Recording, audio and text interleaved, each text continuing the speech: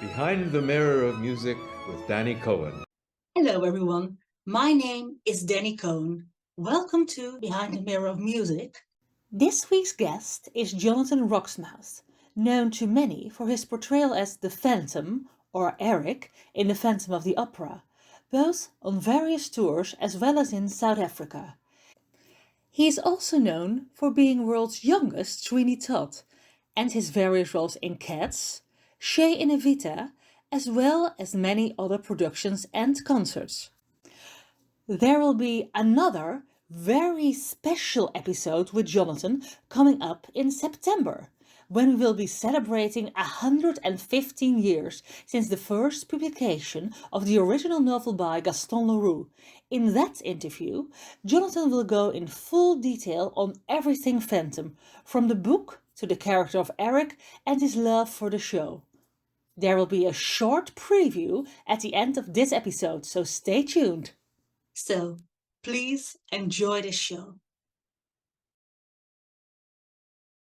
Hello, Danny. How are you? Hey, I'm good. How are you? Good, good. Thank you. No complaints. What are you doing right now? I have my last day off before I start my production of Key Change tomorrow. We start moving into the theatre, do tech and everything, and we open on Wednesday. So it's been a nice sort of weekend to relax, but that's it for the rest of the year. Oh dear. Yeah, happily so, but you know how it is. Could you tell about your show? It's a piano show, kind of to remind people that I do play the piano, but essentially it's all of those iconically pianistic, for want of a better phrase, songs, pieces of music, TV themes, ringtones, you name it, that can only be played on the piano.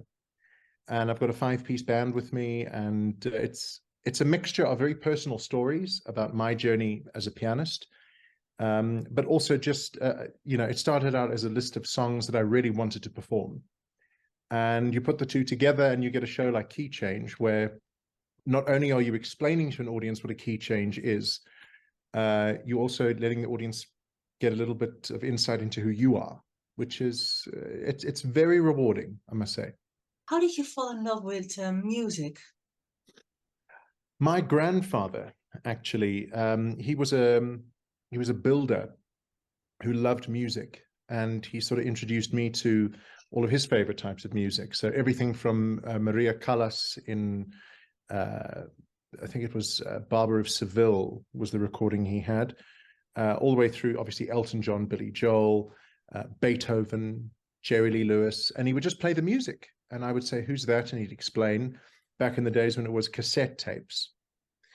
And I remember all the covers. And funnily enough, one of those covers was the one right behind your head.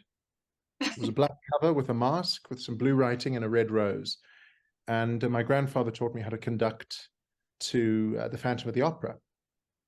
And, in a very big way, he sort of got me interested in all types of music, not just enjoying one specific composer or artist. And to this day, I think I have one of the most eclectic tastes in music, certainly amongst my friends. Well, your grandfather also introduced you to musical theatre at the same time. Oh yes, he loved Phantom and Cats and Les Mis and all that sort of stuff. So it was sort of passed down to me. Amazing. What's the musical theatre scene in South Afrika like? Very, very good. I think there's a very good reason why a lot of the international tours begin in South Africa and then go on tour overseas. We've got a production of Matilda currently in Dubai with the Royal Shakespeare Company. We just had a production of We Will Rock You go around the world. Before that, I think we've got Mamma Mia again, Sound of Music, Chicago. It's a surprisingly diverse platform, and keeps a lot of people in very, very good jobs, happily so. That's good, because usually only hear about West End and Broadway, but there's so much around the world that people don't hear about. Yeah, I think it's easy to just focus on West End and Broadway because they've been around for so long.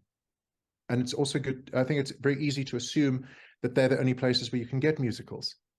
but I think people would be very surprised. I mean, you've got a Phantom of the Opera that's just opened in Madrid, now about to happen in Milan. Before that, you had it in Greece. And, you know, if you look around the world, I mean, Korea has got one of the most exceptional industries for musical theatre, but people don't know about it. It's almost like the best kept secret in the world. But I guarantee you, you can go there and see everything from traditional musicals like Phantom all the way through to brand new controversial stuff like Rebecca. So it's an amazing time. But South Africa is certainly very busy with musicals.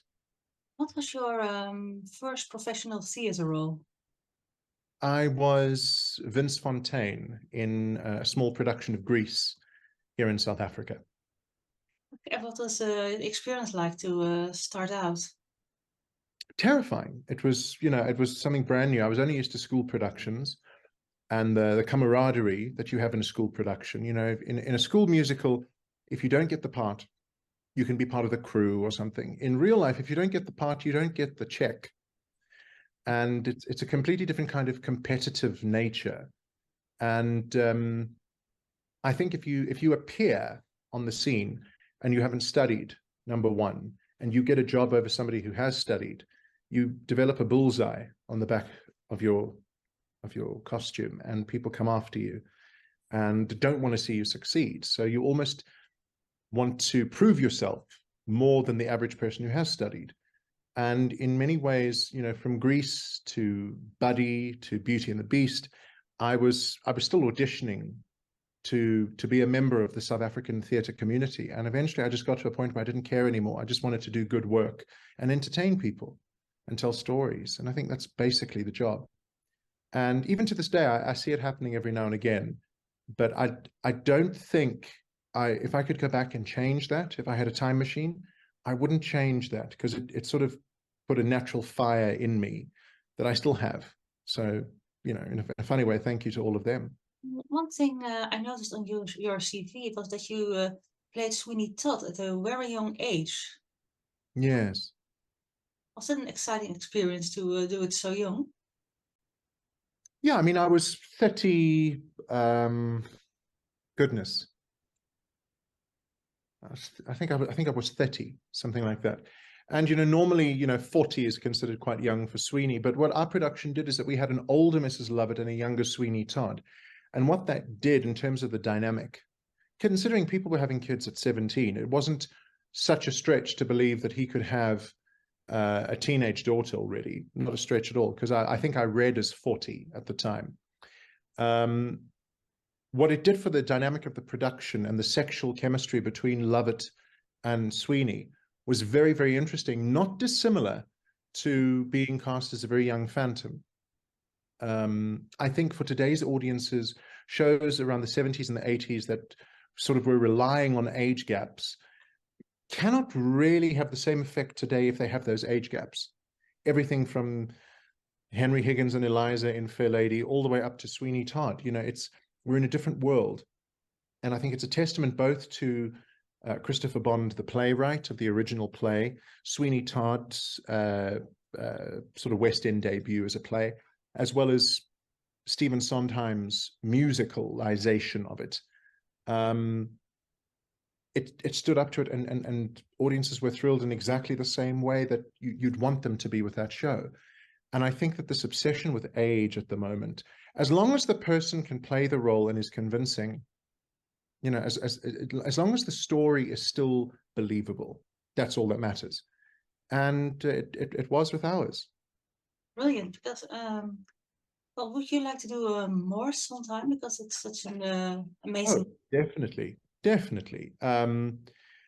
Whereas, you know, I think something like A Little Night Music, Frederick needs to be at the very least in his late 50s, at the very least, for that storyline to work with real people. The beauty with Sweeney is because it happens in Victorian England and it's a melodrama and it's, you know, sort of gothic thriller, you can bend the rules a little bit. Whereas something like a Sweeney, an Into the Woods, you know, age is such a thing in that show.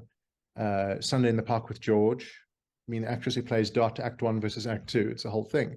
But I would love to do a Sunday. I would love to do until I saw the production on Broadway, I'd love to do company. But I mean, the way things are going with gender bending, I think we should gender bend passion, and I can do Count Fosca and do something completely different with that. You know, make him a female soldier and a really ugly old man could be interesting. But also very young, as you said, when you were Phantom. How did? Yes. Yes. I mean, there was a whole story about from how you moved from Raoul to Phantom and everything. It was a typical backstage fantasy in that I was Raoul 6 shows a week, and then I was going to play the Phantom twice on a Sunday, the matinee in the evening. Really, really nice contract for a young actor, you know, to have the best of both worlds. Our original Phantom fell ill, withdrew from the production, and they said, well, you know it, would you like to give it a try and be our Phantom indefinitely? I think they were going to find a replacement, but I think I was kind of all right, so they kept me on, and began a whole new phase of my career and sort of the way I view myself as a performer and what I can do under stress. And I think the way other people viewed me, the same people who thought that I was, you know, useless for not having a degree to be in the theatre, to be told that you don't have a piece of paper that justifies what you do for a living, and then a couple of years later be the Phantom, was an interesting display of karma, whatever that means. Phantom was very important for your career, as you played the role several times over the years. And yes. Would you like to do Phantom again in future on West End, or the return to Broadway? I mean, I'm still a bit young for it, quite frankly. You know, I think on paper, the Phantom should be, I think the way they say it is, you know, 40s and up. So I've still got 4 years before I'm the right age, according to those productions. But yes, I'd love to be part of it when it goes back to the Broadway stage. Initially, I so wanted it to be my Broadway debut. You know, that was the big dream. But it wasn't to be. And whatever form Phantom takes in the future on Broadway, I'd count myself very, very lucky indeed to be part of it. You're moving into working on Broadway. Are there any plans yet, or are you still looking or doing concerts first? Well, I've got my green card. That's the biggest challenge and hurdle any actor faces. Now, of course, it's the positioning for auditions and all of that, which I'm fitting in between all of my productions and concert stuff that I'm doing and my touring shows that I'm doing. Having been there now a few times, I don't have the panic that I'm running out of time that I used to have, because I'm still, for the roles that I would want to play, ironically, I'm still a bit young. So I have the time. And that means I can wait for it to be absolutely right, as opposed to forcing it and perhaps not getting the platform that would help me have a more sustainable career. What are your dream roles right now? Do you know what? There's so much that has been written already. I'd like to think that my best role perhaps hasn't been written yet. I'll have to meet that composer somewhere, and they'll go, there you are, we've been waiting to find you. And then they'd maybe write a role that only I could do. The way it was for Crawford, the way it was for Mandy Patinkin, the way it was for Lin-Manuel Miranda, you know, with his Hamilton, just the most extraordinary Broadway success story. But yeah, I mean, I'd still like to go back to some of the classics. Carousel, I'd love to do. My Fair Lady, I'd love to do. But, you know, in terms of what's on Broadway at the moment, I would love to do Chicago. I've done it before, so it'd be lovely to do that. Or even King George and Hamilton would be really, really cool. Scar and the Lion King. You know, there's a wonderful list of stuff. The Duke and Moulin Rouge is another one, but you never know.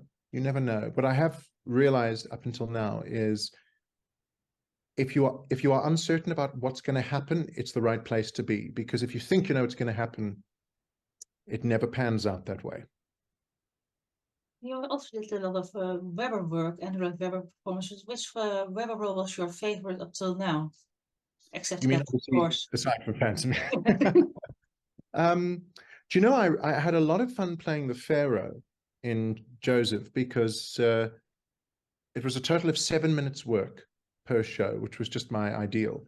But in terms of a challenge, I really enjoyed Joe Gillis in Sunset Boulevard. It was a real stretch. It was a lesson in patience. It was a lesson in stamina. It was a lesson in concentration. Because nobody speaks like the way Joe does. Joe speaks in a very specific way. And if you lose focus for a minute, you can't paraphrase what he says. So that was, I certainly say I really enjoyed Sunset Boulevard. So it's back to the West End. So if Mr. Lloyd Webber's listening, you know, if ever he needs. Yes, it's doing very well. It's, so Yes, going for a looks long very time now. interesting. Norma covered in blood at the end of the show. Yes, Almost like Sweeney Todd. people were talking about it. It's the vampire musical now. Yeah, it's very, very interesting. What are some of your best stage memories? I think obviously, you know, aside from when things go wrong, I think my first curtain call for Gaston in Beauty and the Beast was the first time I actually got that real jolt of what a big theater sounds like. You know, it was a 2,000-seater theater just about. And they somehow loved Gaston in Beauty and the Beast. And this wave just hit me. And I remember just being completely shocked by it. And then, unfortunately, for the rest of the cast, addicted to that sound. And it is that moment where you realize, okay, I connected with people tonight. I did my job. And when I was a kid, I remember the first time I made somebody laugh from the stage, or the first time an audience applauded for me. It's a very addictive thing, especially for an only child. And I mean, I have memories of, you know, my first curtain call when I went on for Phantom, and people had come to see our original Phantom for that performance and didn't get him and instead got me. So I had twice the amount of people to win over and prove myself to. And I think if you get to an end of a performance where you feel you have to prove yourself over and above the job that you're doing and it still works, that's a pretty magical feeling. But ultimately, I think my favorite memories of the theater are the ones in the rehearsal rooms where you create something, or you collaborate with directors or your fellow co-star, and you come up with a moment that's honest and true and just stops a room cold, that people just stare as if it's real life, because ultimately we're trying to recreate real life. You know, that's the hardest thing to do. And when you get that right in a rehearsal room and you think, okay, I'm part of the community, I'm creating something that's wonderful. I love that. Yeah, absolutely amazing, because most actors are here always enthusiastic about actually more about even the backstage and the company than the stage itself, because of the feeling it brings. Well, you know, I think that should be a given. Because if the stage doesn't give you that feeling anyway, that you shouldn't be doing it as part of the job. I think all of the aspects of the theater that doesn't involve the audience itself, those aspects are so personally ours, and it's our little world away from the crowds of people who don't have anything to do with the creation of something. They have something to do with the appreciation, but not the creation. And those parts of the process where you are being made to become a better performer because of someone else inspiring you to be in that moment, that's so precious. And that's my favorite part of it.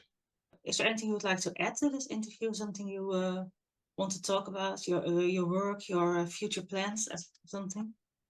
I don't know what my future plans are. I used to live very much in the future. I used to live about a year and a half in the future, planning things. But in the past 2 years, I've learned to just live my life in the moment and trust it, because I've had more growth and more understanding about who I am in the past 2 years just by going from present to present than I did in the past. Before, I would think so far into the future that I wouldn't live in the now. I was so busy looking forward, I'd never see what was happening in front of me. And I think I lost out on a lot of enjoyment. I lost out on a lot of connection with people. So I kind of feel like I'm rediscovering the world that I actually live in at the moment by being around for it. But I do trust that the right things will come along at the right time, and I'll go along with them. You also can't force anything to happen. So in terms of New York, it'll happen when it's supposed to happen. I think there are too many stories of people going there and trying to force it to happen, and then it just doesn't, because then they smell your desperation, and you become a pariah, and there's just no point in doing that. Whereas if you just live your life, have a great time, and sort of live moment to moment, amazing things can happen. You never know who's around the corner. I walked out of Kimberley Akimbo, and I was walking down the street, and this guy next to me said, "So, what do you think about the show?" And I turned, and it's James Lapine, you know, and we stood talking about the show in Schubert Alley in New York City after watching Victoria Clark concert. You know what I mean? Like, if I'd have been focused on the following year's work, I would have gone straight home onto my laptop. But I took the time to just walk around and enjoy and talk to people, and there he was. So I don't want to know what my future plans are, because they'll happen when they're ready. Then they'll be my present plans. Also a great message, because most people feel either trapped in the past or the Very much so. future. And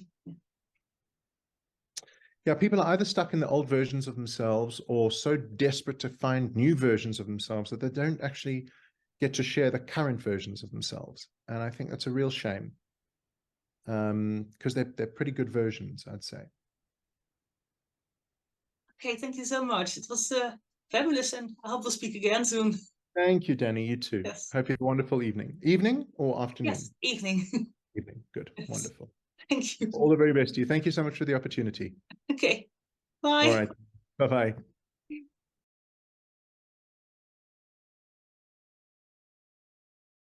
A child who's abandoned is damaged. A child who's abandoned because of the way they look, that's another level. And for a child to be abandoned by their mother, you know, his first interaction with her was in the book. It's a slightly different story, but in the musical, you know, he speaks about how a mask, you know, she clapped that bit of cloth over his face, his first unfeeling scrap of clothing, you know, that does something to somebody, you know, and certainly I think more than ever, the idea that, you know, the Phantom is a creation of what happens when society comes across something or somebody different to them. True. You know, it's still relevant to today, whether it's the topic of bullying, whether it's the topic of ostracizing people because of their beliefs, their looks, their feelings, whatever, the way they are born, I should say. People are born with all sorts of things that society deems as an abomination. It could be physical, it could be who they are inside, it could be, you know, their DNA, all of that stuff. It's more relevant than ever. It's quite amazing. Behind the Mirror of Music with Danny Cohen.